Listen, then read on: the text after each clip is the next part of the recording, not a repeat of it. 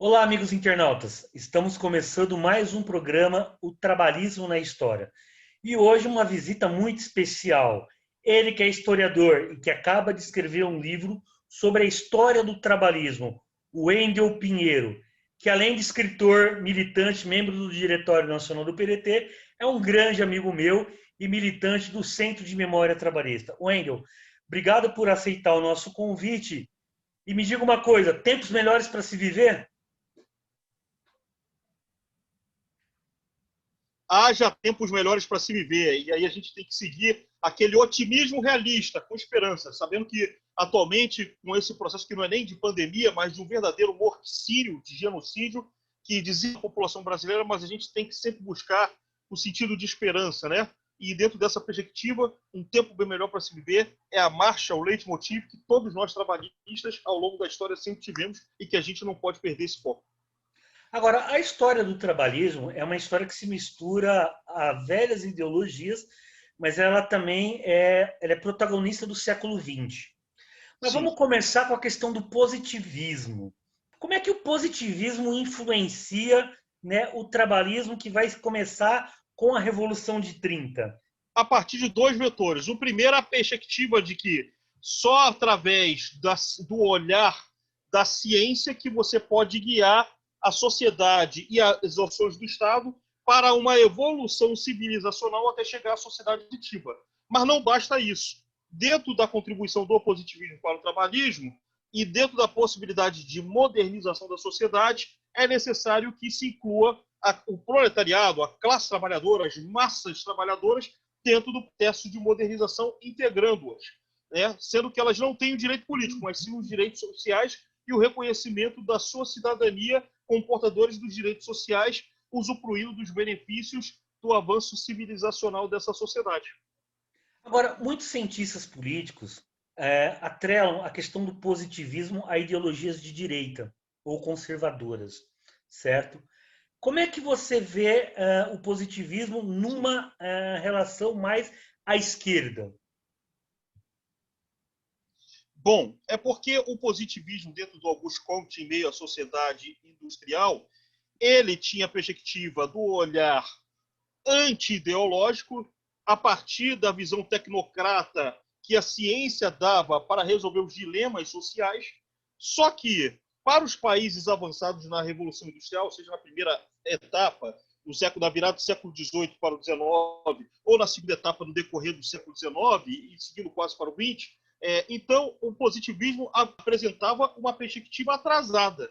Agora, para os países subdesenvolvidos, atrasados ou em desenvolvimento, como o caso da Turquia, de Kemal Atatürk, ou, por exemplo, do México, com os intelectuais mexicanos, ou você pegando o Brasil, já com o pensamento dos positivistas, já na virada do século XIX para o XX, pegando a Argentina, que influencia, inclusive, os intelectuais socialistas, como Juan B. Justo, ou se não, o José Ingenieros, ou mesmo na Colômbia, todas as perspectivas tinham um caráter positivo.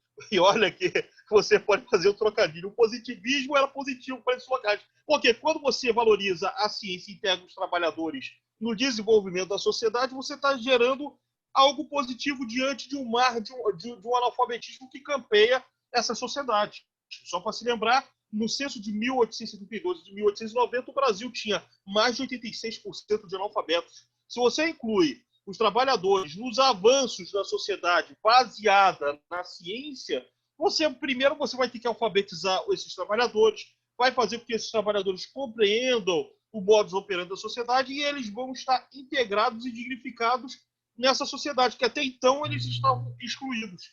Então, esse talvez seja o grande benefício que o positivismo trouxe a esse país. Inclusive, o Eric Hobsbawm fala exatamente sobre o benefício que o positivismo trouxe a países como o Brasil, o México e a Turquia.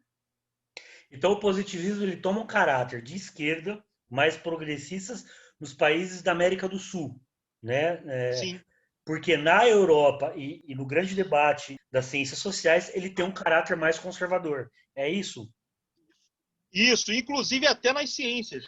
Você pode verificar, você que já mexeu com direito, a visão do positivismo é muito deletéria. Na história, é deletéria, porque é a verdade do fato. Você tem que buscar a verdade do fato. Só que Se você for pegar na perspectiva positivista e que fala da verdade do fato que você não pode fazer os questionamentos a um fato histórico, você não pode problematizar, senão tu está desvirtuando a história. Então, esse é talvez o grande problema do positivismo enquanto narrativa.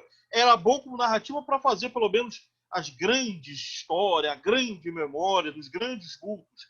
Só que tem um caráter limitador, mesmo com todas as perspectivas no campo da escrita da história. E assim vai com o direito e assim vai com os outros ramos da ciência.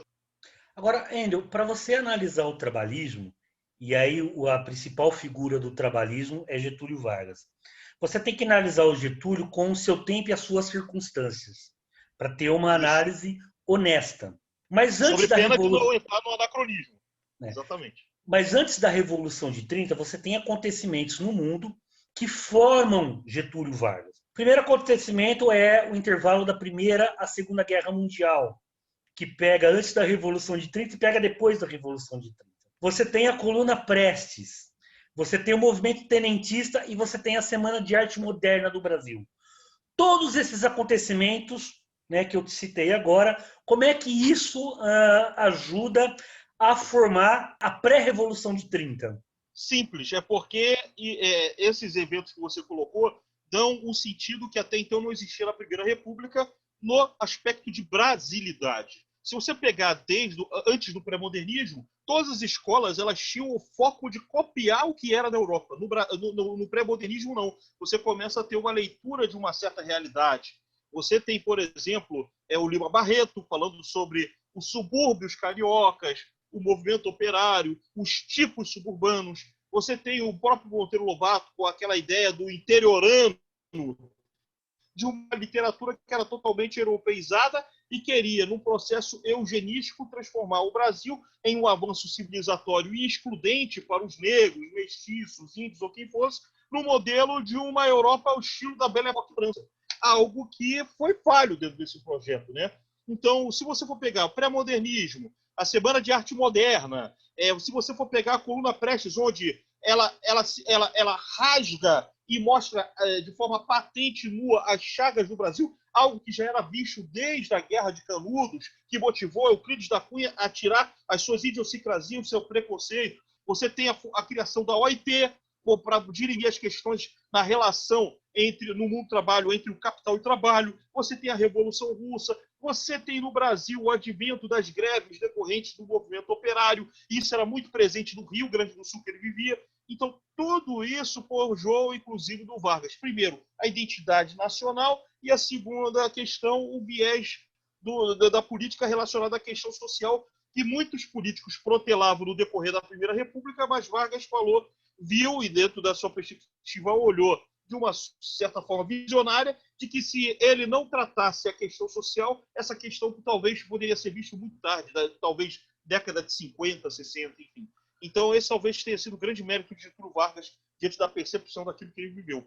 Agora, voltando um pouco, discutindo alguns pontos específicos dessa análise toda, o modernismo é um movimento, querendo ou não, da burguesia paulista contra os barões de São Paulo. Você vê ali fissuras dessa própria burguesia. O movimento tenentista que deu ensejo à Coluna Prestes, Getúlio leva os princípios do tenentismo para a Revolução de 30, né? Quais os destaques que você daria à questão tenentista que Getúlio vai abraçar?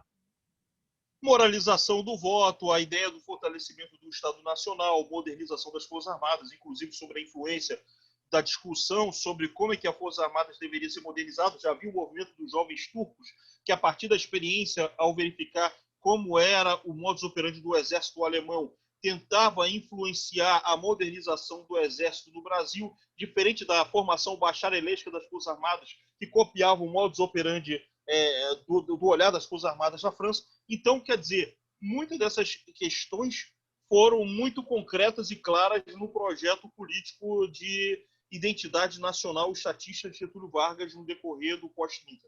Agora, tem dois personagens gaúchos que são muito importantes na história do trabalhismo e de Getúlio Vargas. Um é Borges de Medeiros e o outro é Júlio de Castilho. Qual é o papel desses dois e o que você destaca, né, sobre esses dois personagens gaúchos que tem forte influência em Getúlio Vargas e, consequentemente, no trabalhismo? Vamos lá, Júlio de Castilhos ele era um quadro completo. Além de uma liderança, ele era um grande articulista, intelectual, e mesmo em meio à face conturbada no Rio Grande do Sul, em meio à Revolução Federalista e todo aquele processo, ele, como governador do Rio Grande do Sul, ele fez algo que foi inédito no Brasil. Enquanto a Constituição de 1891 sequer tratava dos direitos sociais, ele foi o primeiro governador a colocar na Constituição Estadual de 1891 os direitos sociais, onde um dos princípios básicos era o livre exercício do direito ao trabalho.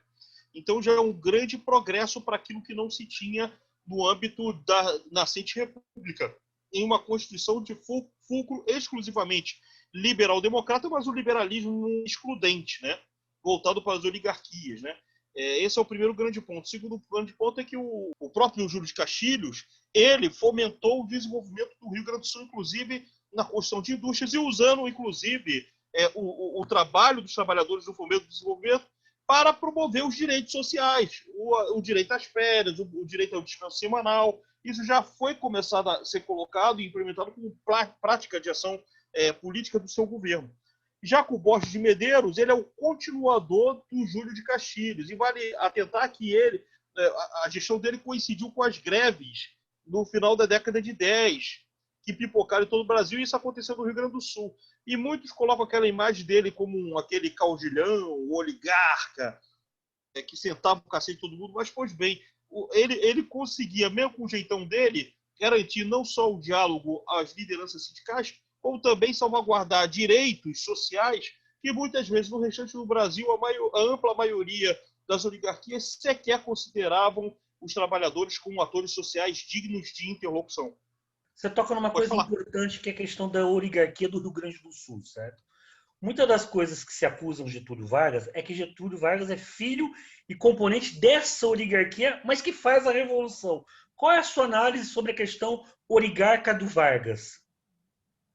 A questão oligarca do Vargas é porque o PRR, querendo ou não, ele com a sua visão positivista de inclusão dos trabalhadores aos benefícios do progresso da sociedade, ele vai ter um olhar do prisma com a perspectiva progressista. Isso se comparado, por exemplo, aos liberais ligados ao federalismo de Gaspar Silveira Martins, que eram totalmente reacionários. Quem não conhece o modus operandi e a história do Rio Grande do Sul pode cometer determinados erros de análise, inclusive para entender como é que funcionava as oligarquias gaúchas e o modus operandi, porque diferente de várias partes do Brasil, as oligarquias gaúchas elas conflituavam. Vai lembrar a Revolução Federalista, vai lembrar as revoltas que campearam até o Pacto de Pedras Altas, né, do decorrer da década de 20, que aí você começa a selar a paz definitiva dos gaúchos.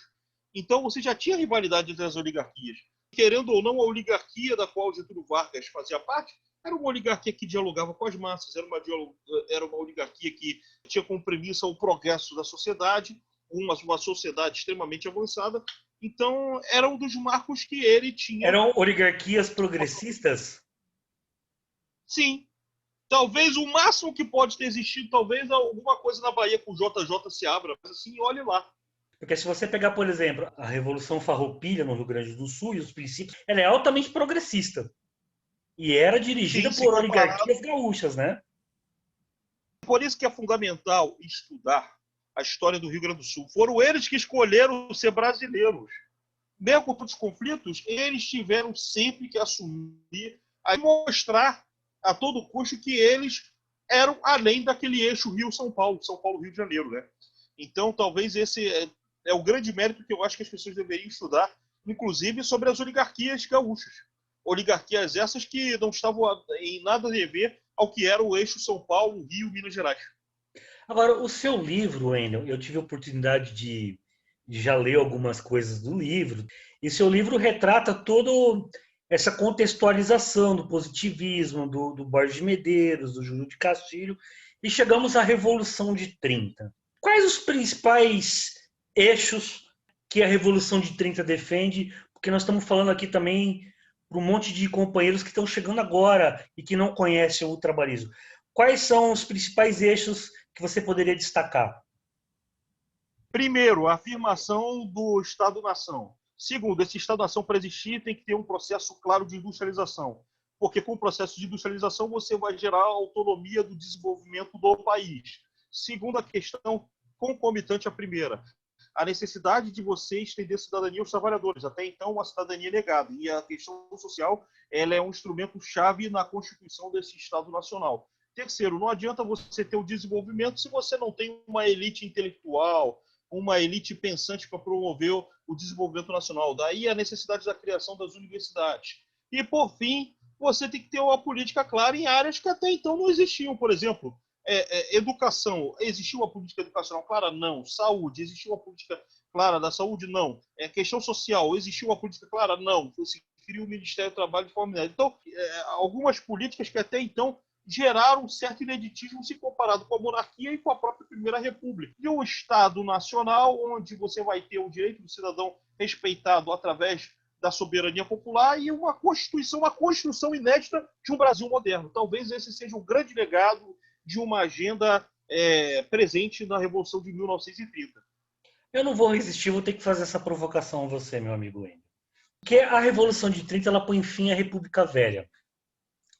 E aí você sabe que eu sou um grande admirador de Darcy Ribeiro, em especial sobre a sua antropologia. Que o Brasil começa com uma guerra étnica, né, na sua desconstrução. A Revolução de 30 é o primeiro passo da compreensão da luta de classe no Brasil? De certa forma, sim, porque você tem, de forma inédita, a classe operária dando todo o respaldo ao movimento elitista. E como as elites estavam divididas, não tinha outra alternativa para as oligarquias dissidentes a não ser seguir o tenentismo, as classes médias e o movimento operário. Aí você vai falar, mas o PCB? O PCB era um partido diminuto. E os anarquistas? Os anarquistas estavam reduzidos. Então era um espaço aberto para a corrente varguista poder, a partir da Revolução de 1930, uma revolução, na minha concepção, nacional, democrática e policlassista, implementar um projeto de sociedade afim. Agora, no seu livro, Enio, você trabalha muito com história comparada. Sim. O que mais se rivalizou no campo progressista com a Revolução de 30 e com o varguismo foi os comunistas. Qual que é a sua análise do papel dos comunistas no começo da Era Vargas? Bom, a relação dos comunistas com a Era Vargas ela é bastante rica e carregada por tensões. Mas a gente não pode analisar a atuação dos comunistas se a gente não compreender que os comunistas seguiam à risca as orientações da Comintern, ou da Internacional Comunista, como queira dizer, fundada em 1919, a Terceira Internacional. Ela não conhecia a realidade latino-americana. Eles só tiveram para o secretariado latino-americano da Internacional só ali em 1929, 28 para 29. Então você já começa a ver que as leituras da Comintern sobre a América Latina eram totalmente equivocadas. Porque, por exemplo, países como Brasil, Argentina e México tinham uma certa industrialização, ainda que na terceira fase da Revolução Industrial. Qual era a classificação que eles faziam? Que o Brasil era um país agrário e feudal, ou com resquícios de feudalismo, algo que não era mais isso. Ainda mais tratando-se de Era Vargas com o advento da industrialização, como que você pode fazer esse tipo de avaliação? E a outra, o Comitê Central, sem a dimensão da realidade, porque, primeiro, o Partido Comunista era uma representação diminuta. Para ter uma dimensão, na proximidade da Revolução de 1930, o cientista político russo Boris Koval dizia que o Partido Comunista compreendia entre 1.800 a 2.000 filiados. Imagina esse universo no Brasil de praticamente 30 milhões de habitantes. Eles não tinham nem inserção, de fato, no movimento operário para eles poderem interferir na escolha da classe operária. Então, imagina esses caras dizendo o seguinte para a Comintern: olha, Dmitry Manuilsky, olha, Joseph Stalin, o Brasil tem todas as condições para irromper o processo revolucionário e derrubar Vargas para a gente colocar, a partir de um levante popular, um governo nacional revolucionário. Ora, você já tinha criado o Ministério do Trabalho, você já tinha colocado o processo de sindicalização, que ainda que o Ministério do Trabalho pudesse centralizar o sindicato, mas os sindicatos eram reconhecidos, algo que era até então inédito. Você tinha a lei acelerada. E essa lei acelerada, no final da década de 20, ela atingia todos aqueles que eram vistos como a ameaça ao regime. Fosse ele a mídia, fossem ele as organizações da sociedade civil, fosse eles o próprio Partido Comunista. E aí chega, o Partido Comunista diz que vai conseguir derrubar Vargas. Quando Vargas começa a colocar uma série de decretos, como carteira de trabalho, regulamentação da jornada de trabalho, regulamentação da folga semanal, e assim sucessivamente. Então, os próprios dirigentes do Comitê Central do Partido Comunista, eles não tinham nem a dimensão da classe operária que eles diziam representar. E aí, como o Prestes ele era uma pessoa que tinha uma fama vinda da coluna Prestes, era um legendário líder carismático, e ele teve muitas dificuldades para entrar no Partido Comunista, porque o Comitê Central considerava ele como uma liderança pequeno-burguesa, e foi Stalin que falou, o Prestes vai ser filiado, e ele foi filiado em agosto de 1934, e havia duas situações conflituosas, Matisse. Uma no uísque, que defendia o quê? Falava o seguinte, que para determinados processos era necessário irromper o processo revolucionário.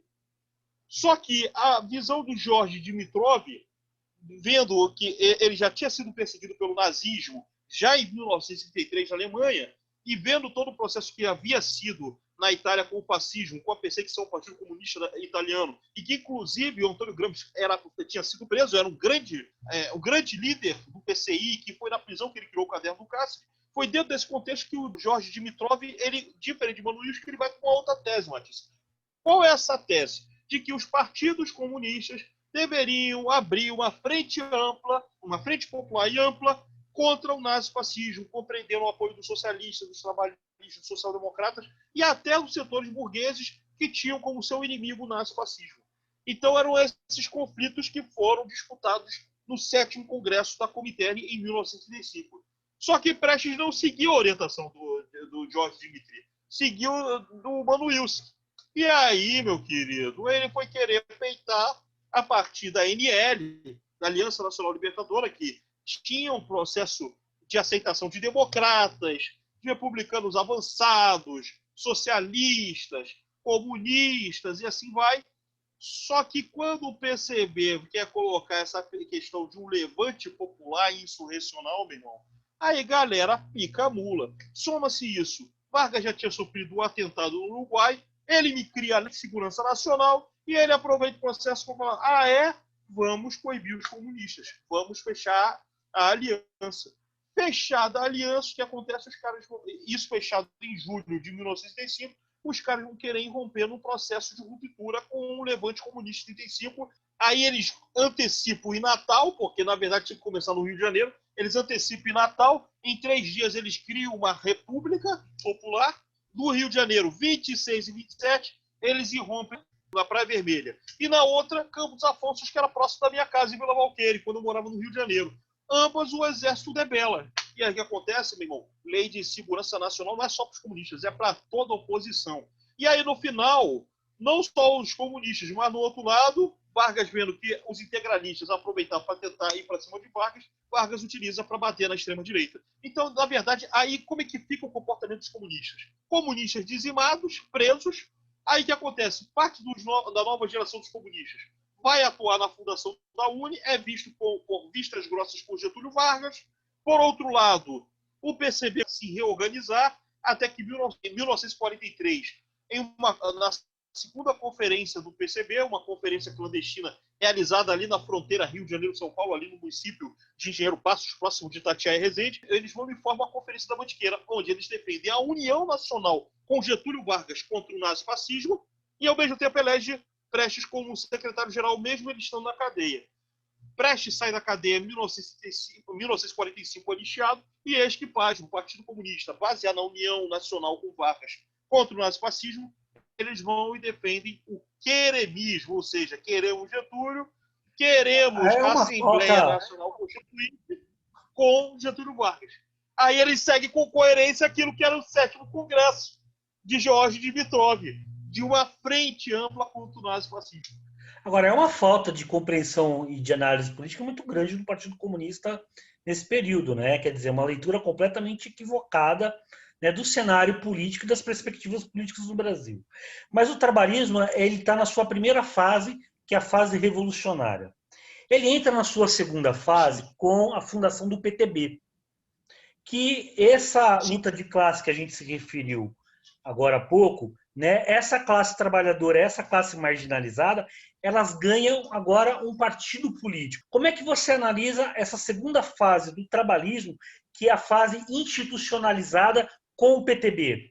Vamos lá, o PTB, longe da historiografia tradicional, se deve ter constatado que ele veio do movimento queremista, feito por donas de casa, trabalhadores, estudantes, Onde surge e ele vem de Brizola, né? alguns segmentos. Exatamente, o Brizola ele reuniu os jovens, cria a moça, você tem as mulheres que criam o departamento feminino, o departamento negro, ou o diretório negro do PTB é criado com Abdias Nascimento e outros quadros afins do movimento negro, muitos deles fazendo parte do teatro experimental negro, que foi pioneiro no Brasil, e assim sucessivamente, né? Vale lembrar que, enquanto o Partido Comunista ainda cedia espaços para as mulheres se candidatarem, o PTB foi além, porque colocava mulheres em órgãos de direção, como, por exemplo, a Adélia Cardoso como a primeira mulher dirigente a nível municipal, Porto Alegre estadual, ou mesmo a Hilda Leite como a primeira membro do Diretório Nacional do PTB e era uma liderança sindical. Então, esse é o grande aspecto em virtude do PTB, né? O primeiro partido de massas, né? Porque se a gente for colocar o Partido Comunista, ele não era um partido de massas, ele foi um partido projetado para ser aceito pela Comintern, ainda assim teria certas resistências até ser aceito em meados dos anos 20. E surgiu na clandestinidade. O PTB não. O PTB surgiu a partir do movimento queremista e muitos do movimento queremistas resolveram construir o PTB. Seja no Rio de Janeiro, seja no Rio Grande do Sul e seja até mesmo em locais como São Paulo. Porque você tinha lideranças, né? Por exemplo, o José Barbosa, que foi deputado federal pelo PTB no decorrer dos anos 50, ele foi fundador do Sindicato de Jornalistas, né? E ele foi, inclusive, ele saiu de São Paulo para ir para Porto Alegre, depois ir para São Borja, para filiar Vargas a esse novo PTB, porque Vargas era o Então, é interessante isso que você coloca, porque o Vargas não é fundador do PTB. Né? Desmitifica. Isso Desmitifica. Aí desmistifica. acaba aquele papo de braço direito, PSD, braço esquerdo, PTB, com anteparo contra o Partido Comunista. Não tem o menor cabimento. Agora, um dos fundadores do PTB é o José Vecchio. E ele era um sindicalista importante no Rio Grande do Sul, tudo, mas ele tinha uma preocupação de trazer intelectuais para o PTB. E o ingresso de Alberto Pasqualini se dá através de José Vecchio. Né? Como é que você vê a entrada de Pasqualini como intelectual do trabalhismo agora no PTB?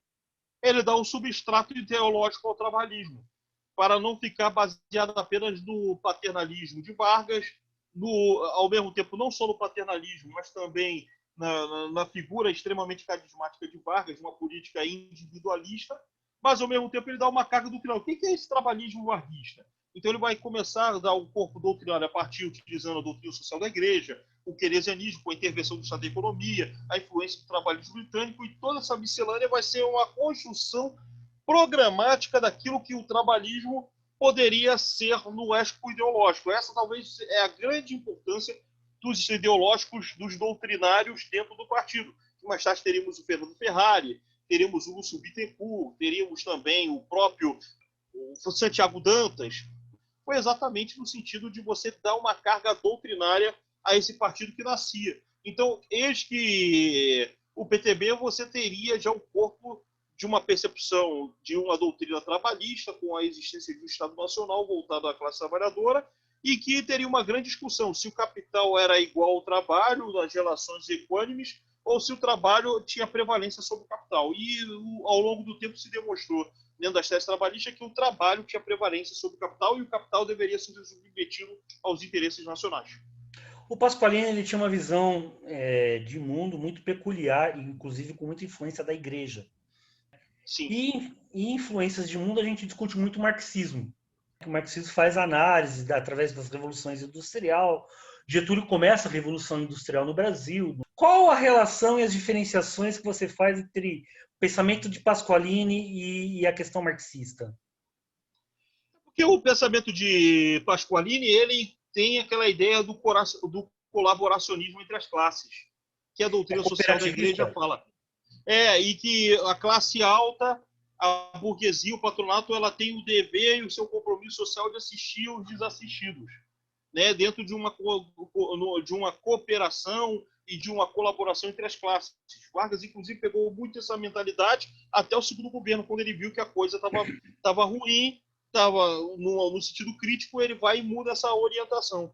Já o marxismo ele tem uma contribuição muito importante no trabalhismo, porque a partir do modo de produção capitalista e dentro de uma realidade terceiro-mundista que o Brasil vivia, que o marxismo influenciaria era o seguinte: olha só, vocês não querem o Estado-nação, mas para vocês terem o Estado-nação como vocês querem, a gente tem que superar o imperialismo estadunidense. Como? A partir de uma agenda de libertação nacional onde o povo brasileiro seja o protagonista. Então o marxismo tem uma contribuição muito grande para o trabalho. Mas aí, Wendel, eu não vou resistir a esta provocação. Marx, quando analisa, né, a sua tese, ele analisa sobre a ótica de uma Europa, né, que você tem uma identidade nacional já definida, que você tem processos revolucionários. E ele faz uma análise toda visando a Alemanha e a França, sendo que a revolução vai acontecer na Rússia. No Brasil, especificamente, você não tem uma identidade nacional formada, você não tem consciência de classe, você não tem vários pressupostos que o marxismo analisa para ter a sua tese, né? Então, como é que fica? Porque quem tem esses pressupostos, por exemplo, é Darcy Ribeiro. Não é ele que consegue ver. Perfeita a tua pergunta. Perfeito, porque isso, inclusive, muitos historiadores, cientistas políticos marxistas abordam. Presta atenção. Quando você tem um Estado Nacional definido, quem defende o nacionalismo são os setores reacionários. Enquanto os setores da classe operária defendem o seguinte: nós temos que superar a burguesia nacional, que oprime os trabalhadores não têm pátria, e esses caras, muitas vezes, nas guerras entre si, fazem trabalhadores brigarem entre si. Vamos defender a paz e, principalmente, a ideia do rompimento com a sociedade, visando uma sociedade sem classes, onde os trabalhadores, a sua pátria é internacional. Só que com países atrasados o processo é outro. Como a burguesia nacional ela é atrelada ao imperialismo de um país, então o que acontece? A afirmação da nacionalidade se torna algo pela esquerda. Você traz o povo com ele, porque o povo está sendo explorado. Se o país está sendo explorado, as maiores vítimas são o povo, diante de uma elite que se comporta como sócia minoritária do imperialismo. Então, isso é a diferença da percepção da luta de classes de países desenvolvidos, de um amplo processo de desenvolvimento industrial e tecnológico, com países em desenvolvimento ou subdesenvolvidos. E o trabalhismo, desse aspecto, é o seguinte: ele consegue ler mais a realidade da luta de classes do que o próprio comunismo. Eu vou dizer, os comunistas só entenderam a realidade do Brasil. Eu vou pegar o Partido Comunista só a partir do final dos anos 50. E o PCdoB só a partir dos anos 80, 90, que eles começam a entender a ideia do socialismo com a cara do Brasil, que é o socialismo moreno. Eles pegam no 8º Congresso de 1992. Ou seja, eles demoram porque eles pegam um processo importado na concepção teórica. Ao invés deles, por exemplo, tem a questão teórica deles. Como é que a gente vai adaptar a realidade? Isso, como o Pasqualini fazia muito bem, e os outros intelectuais no país, que eram trabalhistas, faziam. Então, quer dizer, nesse aspecto, o trabalhismo, na sua prática, ele tinha uma concepção mais marxista do que muitos partidos de fato marxistas. Por incrível, parece paradoxal essa afirmação que estou fazendo. E eu dou a cara a tapa, mas eu posso dizer que a praxis faz com que o trabalhismo tenha uma leitura não só nacional popular, mas classista muito mais avançada que os partidos comunistas. Isso nós estamos falando ou, do por Brasil, exemplo, que, segundo a definição do Darcy Ribeiro, são povos novos, né? Mas se você pegar, por exemplo, o México, né, e a Revolução Mexicana, os aspectos da colonização mexicana, aonde você não consegue ter uma miscigenação, né, como se tem no Brasil, porque lá, né, a resistência até pelo desenvolvimento indígena lá era bem maior do que o Brasil, né?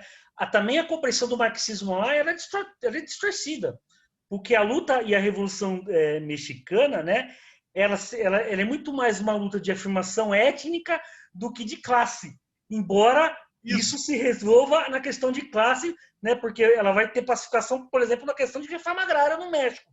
Mas a luta étnica sobrepõe a luta de classe, né? Mas talvez a situação mais parecida com o Brasil é a Argentina, onde o peronismo entendeu quem eram essas massas, eram os brancos argentinos, os imigrantes, que eram muitos, e os poucos negros que existiam, mas que existiam na Argentina. Mas a Argentina, e o peronismo era uma colonização mais hegemônica europeia. Ela não tinha exatamente que tem no Brasil. Isso. Mas, ainda assim, a compreensão de classes da Argentina ela é feita com o peronismo, tal qual o trabalhismo no Brasil. O trabalhismo nasce revolucionário, se institucionaliza como partido político através do PTB e se transforma no partido legalista na campanha da legalidade.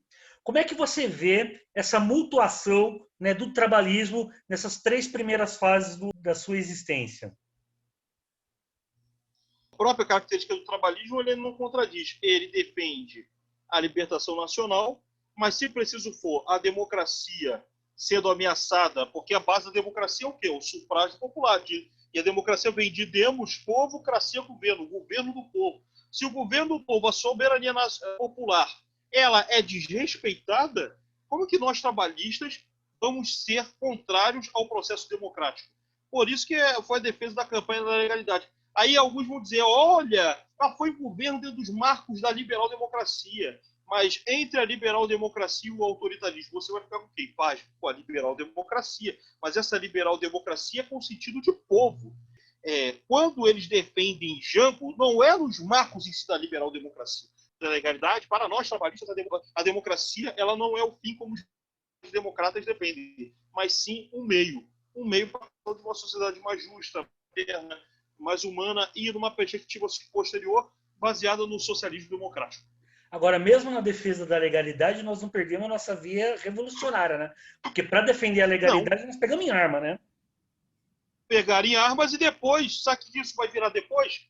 Frente de Libertação Nacional, a FLN, que depois vira o quê? Frente de Mobilização Popular com o Grupo dos 11 na defesa e da pressão da agenda das reformas de base. Pois é, quer dizer, revolucionário, institucionalizado, né, legalista e agora reformista. Como é que é essa fase trabalhista reformista? Depende, porque tem o reformismo do lado do Jango e o nacionalismo revolucionário do lado do Brizola. Ó. E dentro do partido, para tu ver o tamanho do PTB. O PTB que tinha 116 deputados, que era um partido que tinha representação no governo. Isso se deve ao Jango, né? Que foi o maior presidente do partido que o Brasil já teve. Né? Exatamente. E aí você tinha o PTB presente em todas as áreas da sociedade, então era inevitável esses conflitos.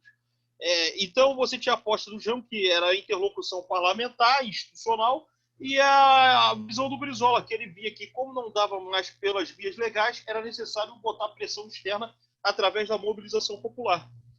E aí não foi à toa que Lacerda, o próprio JK emprestou seu apoio ao golpe civil militar de 64, Ademar de Barros, e assim sucessivamente. Todos os pleitos políticos. Só que esses pleitos políticos achavam que desalojariam os quadros de esquerda, eles entrariam no poder e depois, olha, vocês podem voltar à esquerda.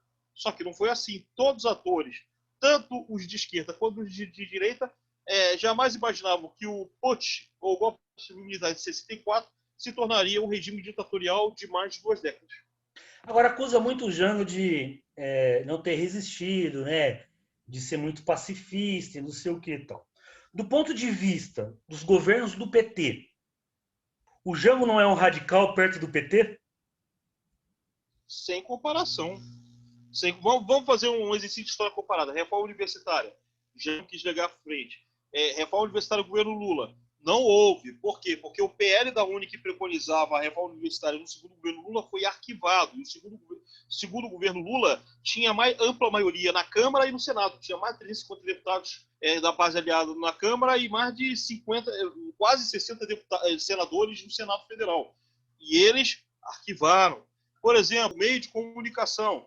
Se dependesse do governo Jango, seria amplamente democratizado. No governo Dilma e Lula, não. Basta desligar o controle.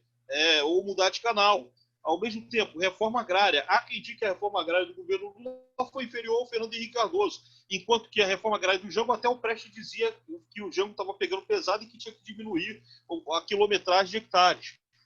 Ao mesmo tempo, você pode colocar reforma urbana sobre a desapropriação dos aluguéis, o tabelamento dos aluguéis, né, contra a especulação imobiliária. O PT, quando muito, você tenha uma certa democratização, mas sem enfrentar a especulação imobiliária, tá vendo? Minha Casa Minha Vida. E se a gente for começar a ver, o Jango, com todas as suas limitações no campo nacional reformista, foi muito, muito, muito mais avançado que o governo Lula e o próprio governo Dilma. Então é correto afirmar que Jango está à esquerda do PT? Muita esquerda, inclusive o Plano Trienal de Educação, que cogitava até colocar, por exemplo, uma meta de 15% do orçamento para a educação, enquanto já era 12,75% no seu governo. No governo Lula, só Deus sabe como é que chegou a ter mais de 7% de PIB para a educação. E a esquerda sempre reivindicando, com a UNE, UBS, a NPG e outros segmentos da sociedade civil, os 10% do PIB para a educação. Então, a gente começa a ver pela diferença aqui em aqui. Agora, Endel, o mundo vivia uma bipolarização, né, entre as repúblicas socialistas soviéticas e o capitalismo dos Estados Unidos. E isso gerou golpes no mundo inteiro. Especialmente no Brasil, o golpe não foi só contra essa corrente de bipolarização no mundo. O golpe foi exclusivamente contra o trabalhismo. Como é que teu livro analisa esta conjuntura de golpe sobre o trabalhismo no Brasil? Todo e qualquer governo que ou seguisse a linha da União Soviética ou se importasse como um independente, não alinhado, seria visto de forma estranha pelos Estados Unidos. Tu imagina o Brasil, que sempre foi a potência geopolítica da América Latina, não está sob influência dos Estados Unidos. Já bastava Cuba, que é poucos quilômetros da Flórida. Imagina você perder um país de dimensões continentais como o Brasil. Então, dentro do discurso e da retórica estadunidense, quaisquer avanços sociais eram tidos como comunistas. E foi a partir daí que os democratas, com John Kennedy e depois Lyndon Johnson, sufocavam todas as possibilidades de renegociação da dívida para sufocar a economia brasileira e dificultar ao máximo João Goulart, ao mesmo tempo que eles colocavam as ilhas de prosperidade, como os governos de São Paulo com Ademar de Barros, Guanabara com Carlos Lacerda. Então, dentro dessa perspectiva da Guerra Fria, como o Jango era um governo não alinhado, se tornava muito ruim para os Estados Unidos, porque, por exemplo, nas reuniões com os países latino-americanos, Jango, a partir da política externa independente, ele não apoiou a intervenção dos Estados Unidos em Cuba. Então, isso já era ruim para os Estados Unidos. Imagina, então, se o governo Jango levasse a cabo as teses nacional-reformistas. Seria extremamente péssimo para os Estados Unidos. E aí tu imagina uma aliança posterior, digamos, entre Brasil e Argentina. Embora a Argentina estivesse passando por um regime ditatorial, mas vai que numa dessas, Perón pudesse chegar mais cedo para a Argentina do que chegou nos anos 70. Então, quer dizer, os Estados Unidos foi muito bem pensando no seguinte: nós conseguimos vencer a quebra de braço contra o Perón na Argentina, derrubamos o peronismo, derrubamos todos os políticos e organizações ligadas ao peronismo. Por que a gente não pode fazer isso no Brasil? Então foi o que aconteceu. Agora, o trabalhismo vai para o exílio, parte do trabalhismo vai para o exílio, parte vai para a luta armada e parte faz a resistência no parlamento. No exílio, quais são as influências europeias para a concepção do novo trabalhismo sem abandonar suas raízes históricas? Principalmente as da Internacional Socialista, no campo principalmente dos direitos humanos, na concepção de políticas públicas para a aplicação dos Estados. Não que o trabalhismo não fizesse políticas de direitos humanos no campo dos direitos sociais e políticos, mas isso se tornaria inédito no trabalhismo pós-regime ditatorial, inclusive em documentos partidários. Fora também a teoria marxista da dependência, né? Que quadros como Vânia Bambirra, Teodoro de Santos Júnior, pegam principalmente da Universidade Autônoma do México. A questão dos direitos humanos do trabalhismo, ela deixa de ser retórica e ela se torna prática nos governos de Leonel Brizola no Rio de Janeiro, que foi pioneiro na criação de secretarias, na emancipação da mulher como dirigente. Como é que você analisa o governo Leonel Brizola, né, sobre a ótica dos direitos humanos, né, sair da retórica para a prática? Sim, é porque dentro da perspectiva trabalhista, e eu vou colocar para além do governo Brizola e indo na questão doutrinária, porque foi em todos os governos. Foi no dele, foi no governo Colares, em uma certa medida do Albuino Azeredo, né? Nas prefeituras, aí você pega as prefeituras da capital, Rio de Janeiro, Porto Alegre, de certa forma Curitiba, ou no interior, você teve experiência, por exemplo, do Valdemar Tebaldi, e a influência dos direitos humanos, educação e outros aspectos da sociedade. Então, como é que é os direitos humanos vistos pelos trabalhistas, inclusive política pública? Se você não trata o direito da mulher, do negro ou do índio, você não pode ter uma política popular. Como é que você pode ter uma política de dignificação popular se eu não vejo a causa do índio, a causa do jovem excluído, a causa do nordestino? Então, esse talvez é o grande mérito do trabalhismo, diferindo da nova esquerda, da New Left, que fragmenta, que sectariza, que ao mesmo tempo fragiliza esses movimentos. Porque uma vez que esses movimentos são divididos, eles são segmentados, se reúnem em guetos, no momento em que é necessário a unidade popular em momentos cruciais, momentos históricos ímpares, esses segmentos não vão se unir, porque eles não vão ter a ideia de uma unidade, de um sentido de coletividade, uma ideia popular. E ainda mais, o trabalhismo, como ele é nacional, popular, essa questão dos direitos humanos se torna fundamental. Porque, por exemplo, a gente precisa ter o apoio das mulheres, precisamos ter o apoio dos negros, dos índios, agora os LGBTs. Como é que a gente pode aceitar uma sociedade de cunho nacional popular se a causa da mulher é vista em segundo plano, se há discriminação da mulher no mundo do trabalho, se há racismo, se há LGBTfobia, se há discriminação aos índios e assim sucessivamente, se há xenofobia. Então, quer dizer, todas essas questões são fundamentais para a afirmação do Estado Nacional com uma agenda nacional popular. A agenda nacional popular sem direitos humanos, ela se torna incompleta no projeto de libertação nacional.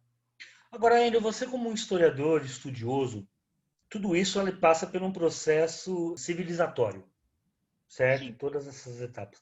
Como é que você encara o patamar do processo civilizatório hoje no Brasil, com a questão dos direitos humanos? Como é que a gente poderia acelerar, né, esse processo? Porque a gente vive entre retrocessos e poucos avanços, né? Dentro do processo civilizatório, como historiador, qual é a sua análise na questão dos direitos humanos? Olha, os direitos humanos, se a gente quiser colocar uma premissa trabalhista para superar o bolsonarismo, diferente daquilo que o PT fez muito, exacerbando os direitos individuais e civis dentro da perspectiva pós-moderna, a gente iria na questão dos direitos sociais. Porque independente da mulher ser mulher, do negro ser negro, do LGBT ser LGBT, do índio ser índio, assim sucessivamente, todos eles fazem parte do povo brasileiro. Todos eles têm que ter o direito social, saúde, educação, trabalho, moradia, etc, etc, etc. Eu encamparia a política dos direitos humanos dentro dos direitos sociais. Estando o PDT no poder, aí sim, além dos direitos sociais e políticos, aí você coloca os direitos individuais e civis, desde que ligados ao projeto de emancipação nacional. Você acha que essa discussão exacerbada que a esquerda, de uma certa forma, colocou, é um pouco de miopia da leitura política? Falta de visão nacional e universalizadora sobre o papel do povo. Quando não se tem a visão de um povo, se fragmenta as lutas. O Brizola não chega à presidência da República em 89, nós perdemos o fio condutor da história. E o PDT, com a morte do Brizola, o PDT, diferentemente de muitos prognósticos, resistiu e está vivo. Hoje a gente tem o Projeto Nacional de Desenvolvimento cabeçado pelo Ciro e pelo PDT, que tem uma fase importante sobre questão de industrialização, mas também, que é pouco discutido, trata muito das grandes reformas estruturais que remete a Jango. Como é que você vê a proposta reformista do Projeto Nacional de Desenvolvimento, que hoje é um projeto que o PDT defende? Dentro da realidade daquilo que se propõe, é algo que resgata algumas coisas daquilo que foi da Nova República e que foi perdido no governo Temer e Bolsonaro.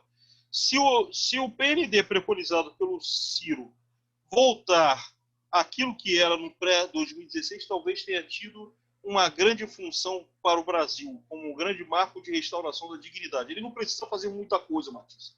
É só eles promoverem a volta do processo de industrialização, com avanços tecnológicos, aumento dos investimentos das universidades, só que com uma formação humanística, que foi que faltou nos governos do Partido dos Trabalhadores, e ao mesmo tempo que possa se garantir um projeto de desenvolvimento nacional acoplado à ideia de que o povo é construtor dessa soberania nacional e do desenvolvimento nacional.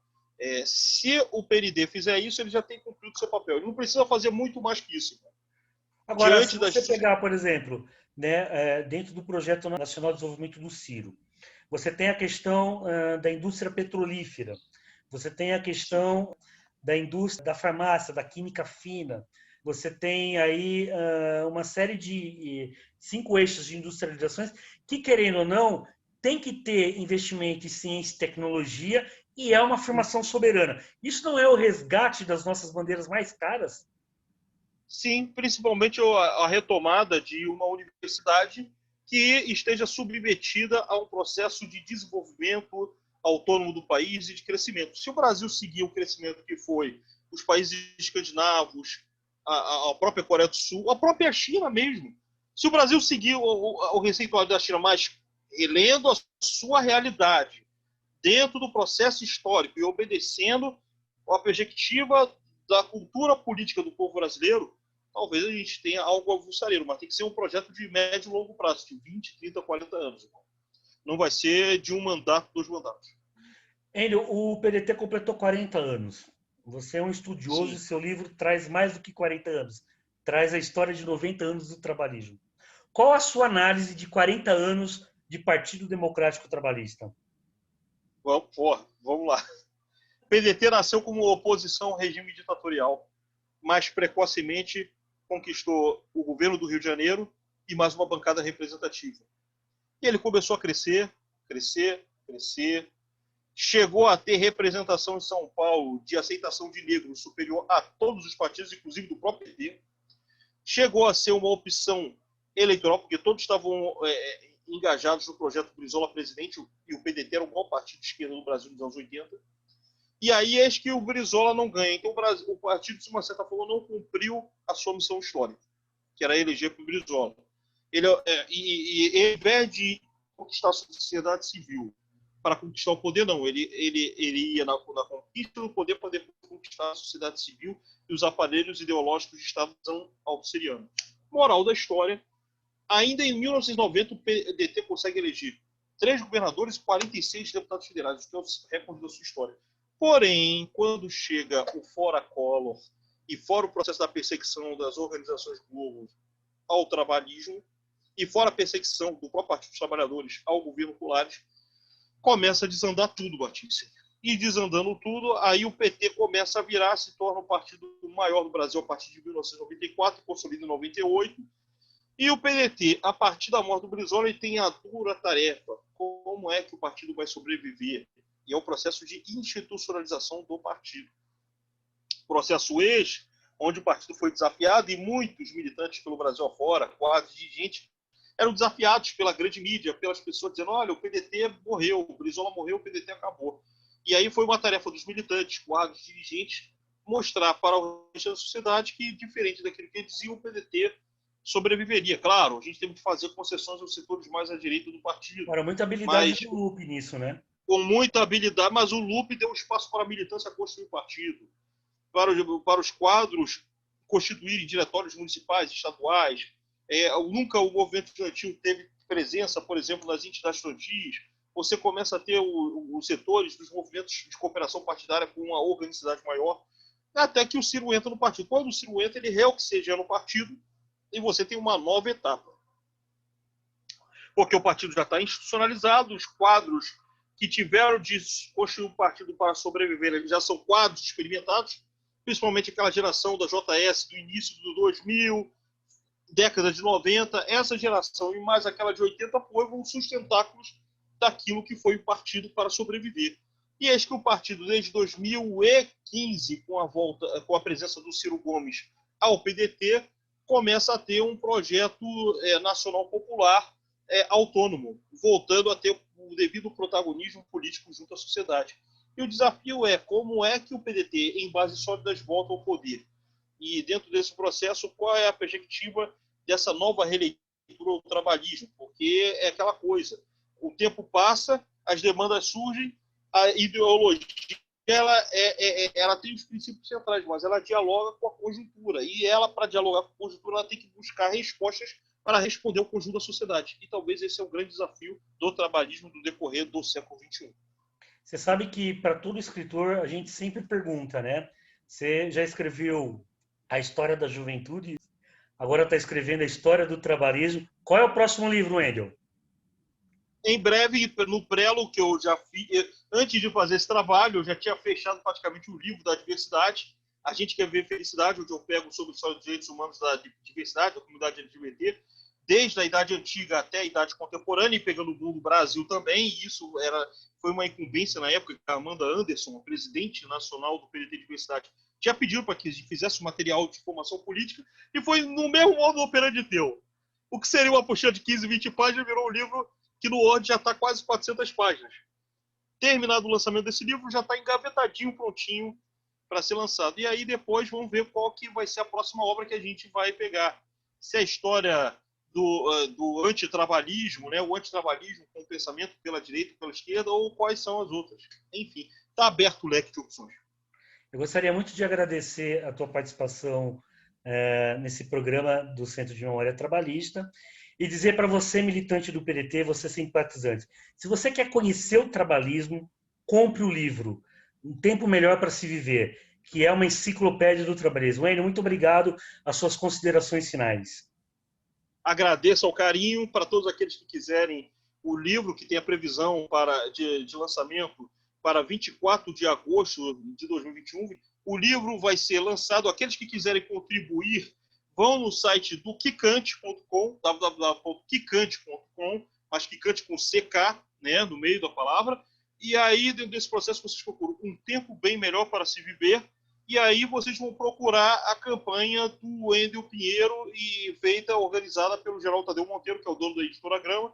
Toda e qualquer contribuição é muito bem-vinda, mas aqueles que contribuírem com R$100 vão ter o acesso ao livro em mãos. Por quê? Porque a gente está conseguindo um desconto de mais de 40%, na verdade 45% do valor do preço em capa, que seria R$180 para um livro de praticamente 900 páginas, Matisse. Então, a gente conseguiu esse benefício. Quem puder contribuir, eu agradeço muito, que a gente tem um teto. Enquanto a gente ainda não tem o apoio institucional do partido, a gente vai no crowdfunding. Eu conto com a tua ajuda, com a tua contribuição e também com a tua divulgação nas redes sociais, seja no grupo do WhatsApp, Telegram ou no seu Facebook. E o outro é aquela famosa frase: quem não se forma politicamente se deforma. E o papel da formação política é fundamental para que a gente tenha quadros à altura, parlamentares, dirigentes e ativistas cônscios do partido que fazem parte, e que eles são responsáveis como os principais veiculadores da ideologia trabalhista junto ao conjunto da sociedade. E o papel do Centro de Memória Trabalhista tem sido essencial, primordial para o fomento da consciência e da análise política e histórica do papel do trabalhismo, inclusive com a perspectiva crítica e com a valorização da memória, inclusive não só na coletânea, no catalogamento dos documentos, mas também com a história oral que vocês têm feito, que é muito importante e fundamental para os historiadores, cientistas políticos, sociólogos e demais pesquisadores.